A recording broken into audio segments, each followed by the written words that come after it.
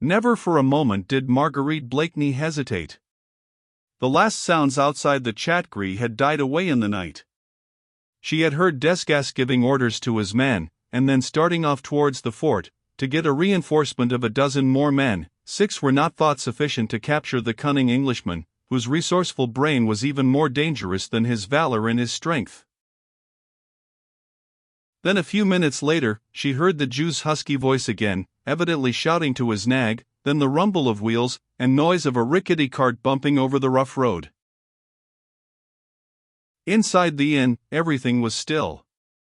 Brogard and his wife, terrified of Chauvelin, had given no sign of life. They hoped to be forgotten, and at any rate to remain unperceived. Marguerite could not even hear their usual volleys of muttered oaths.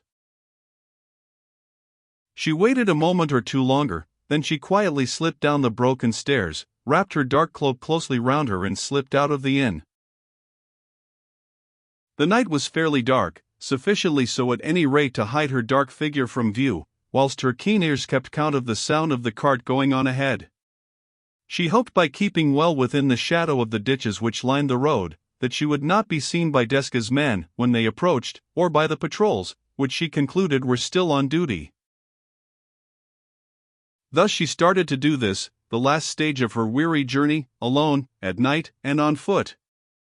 Nearly 3 leagues to Miquelon, and then on to the Père Blanchard's hut, wherever that fatal spot might be, probably over rough roads, she cared not. The Jew's nag could not get on very fast, and though she was weary with mental fatigue and nerve strain, she knew that she could easily keep up with it, on a hilly road, where the poor beast, who was sure to be half-starved, would have to be allowed long and frequent rests. The road lay some distance from the sea, bordered on either side by shrubs and stunted trees, sparsely covered with meager foliage, all turning away from the north, with their branches looking in the semi-darkness like stiff, ghostly hair, blown by a perpetual wind. Fortunately, the moon showed no desire to peep between the clouds, and Marguerite, hugging the edge of the road, and keeping close to the low line of shrubs, was fairly safe from view. Everything around her was so still, only from far, very far away, there came like a long, soft moan, the sound of the distant sea.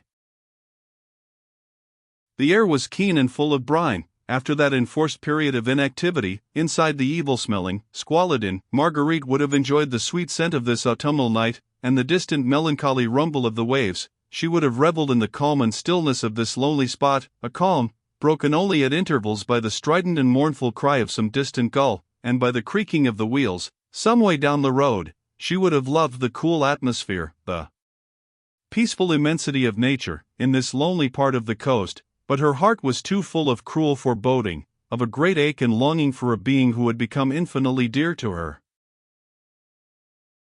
Her feet slipped on the grassy bank, for she thought it safest not to walk near the center of the road, and she found it difficult to keep up a sharp pace along the muddy incline. She even thought it best not to keep too near to the cart. Everything was so still that the rumble of the wheels could not fail to be a safe guide. The loneliness was absolute.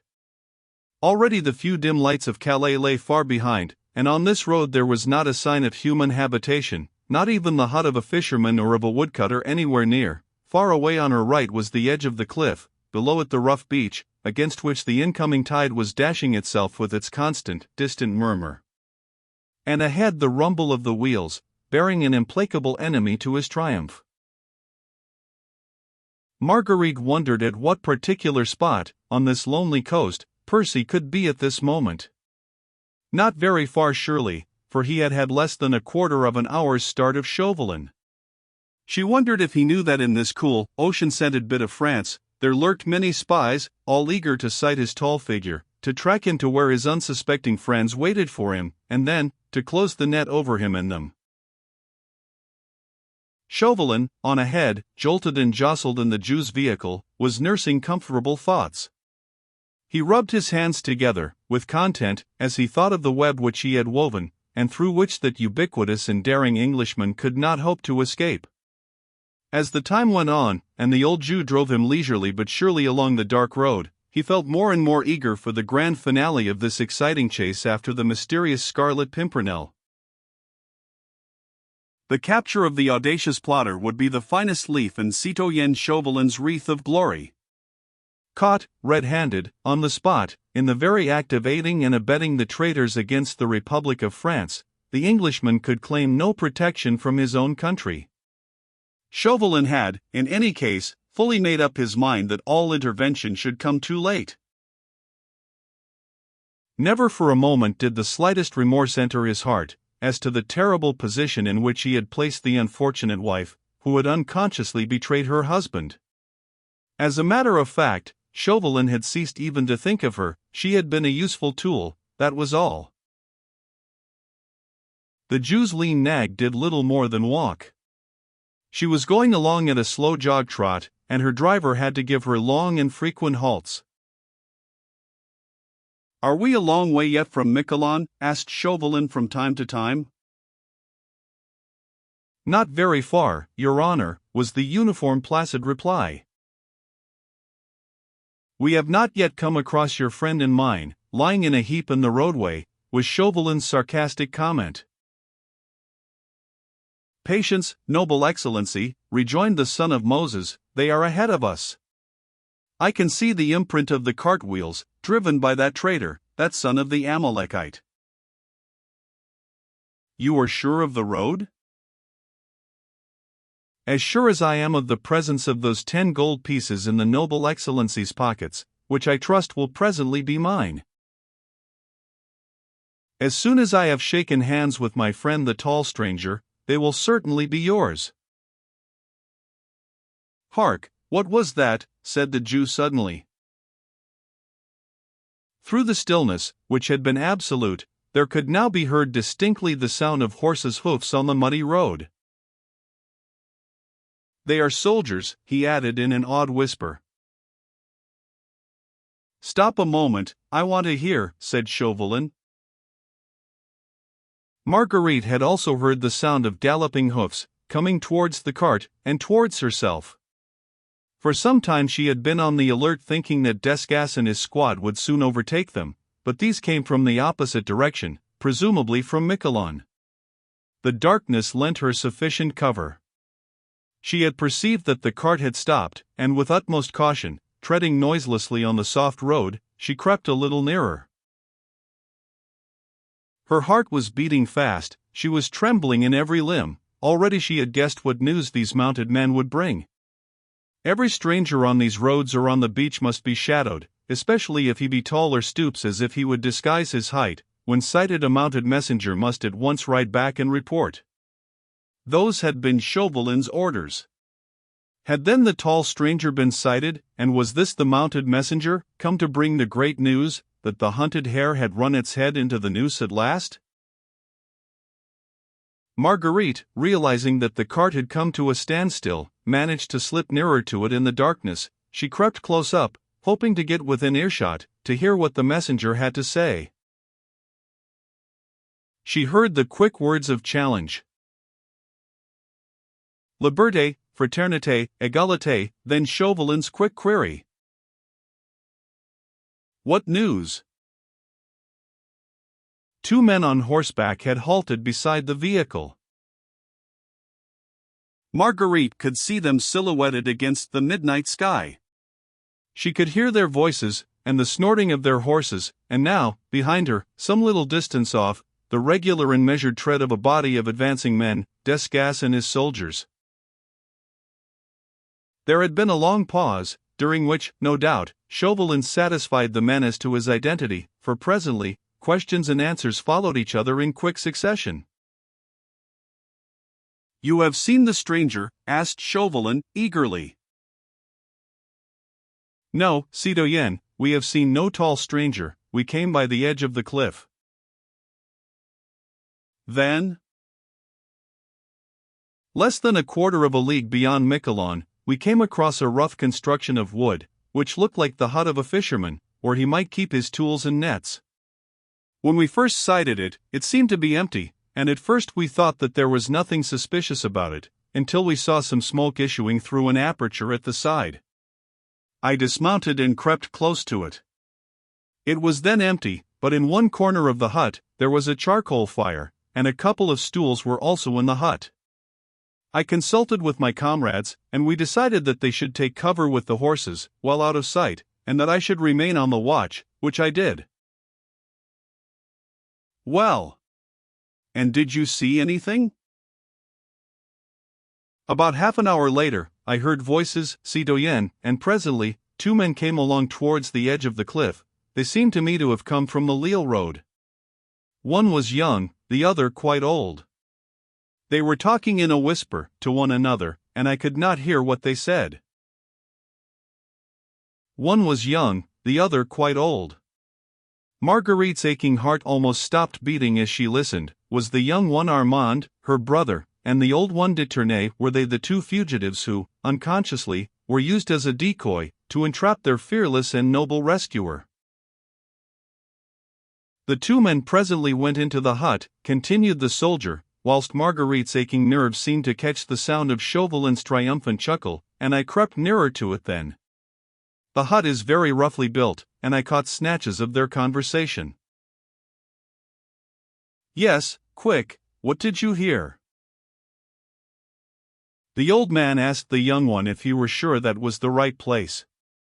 Oh, yes, he replied, 'tis the place sure enough, and by the light of the charcoal fire he showed to his companion a paper, which he carried. Here is the plan, he said, which he gave me before I left London. We were to adhere strictly to that plan, unless I had contrary orders, and I have had none. Here is the road we followed, see here the fork, here we cut across the St. Martin road, and here is the footpath which brought us to the edge of the cliff. I must have made a slight noise then, for the young man came to the door of the hut, and peered anxiously all round him. When he again joined his companion, they whispered so low, that I could no longer hear them. Well, and, asked Chauvelin, impatiently. There were 6 of us altogether, patrolling that part of the beach, so we consulted together, and thought it best that 4 should remain behind and keep the hut in sight, and I and my comrade rode back at once to make report of what we had seen. You saw nothing of the tall stranger? Nothing, citoyen. If your comrades see him, what would they do? Not lose sight of him for a moment, and if he showed signs of escape, or any boat came in sight, they would close in on him, and, if necessary, they would shoot. The firing would bring the rest of the patrol to the spot. In any case they would not let the stranger go. Aye. But I did not want the stranger hurt, not just yet, murmured Chauvelin, savagely, but there, you've done your best. The fates grant that I may not be too late.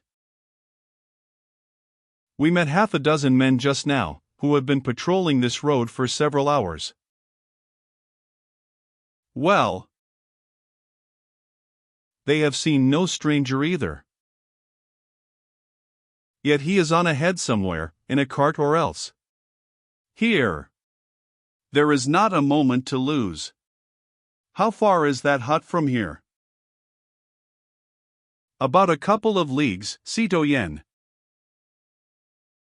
You can find it again, at once, without hesitation? I have absolutely no doubt, citoyen. The footpath, to the edge of the cliff, even in the dark? It is not a dark night, citoyen, and I know I can find my way, repeated the soldier firmly. Fall in behind then. Let your comrade take both your horses back to Calais. You won't want them. Keep beside the cart, and direct the Jew to drive straight ahead, then stop him, within 1/4 of a league of the footpath. See that he takes the most direct road. Whilst Chauvelin spoke, Desgas and his men were fast approaching, and Marguerite could hear their footsteps within 100 yards behind her now. She thought it unsafe to stay where she was, and unnecessary too, as she had heard enough.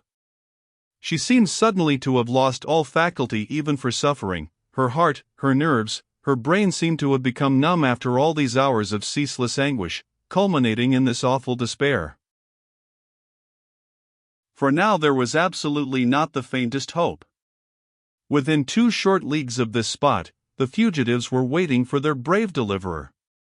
He was on his way, somewhere on this lonely road, and presently he would join them. Then the well-laid trap would close. 24 men, led by one whose hatred was as deadly as his cunning was malicious, would close round the small band of fugitives, and their daring leader. They would all be captured. Armand, according to Chauvelin's pledged word, would be restored to her, but her husband, Percy, whom with every breath she drew she seemed to love and worship more and more, he would fall into the hands of a remorseless enemy, who had no pity for a brave heart, no admiration for the courage of a noble soul, who would show nothing but hatred for the cunning antagonist, who had baffled him so long. She heard the soldier giving a few brief directions to the Jew, then she retired quickly to the edge of the road, and cowered behind some low shrubs, whilst Desgas and his men came up. All fell in noiselessly behind the cart, and slowly they all started down the dark road.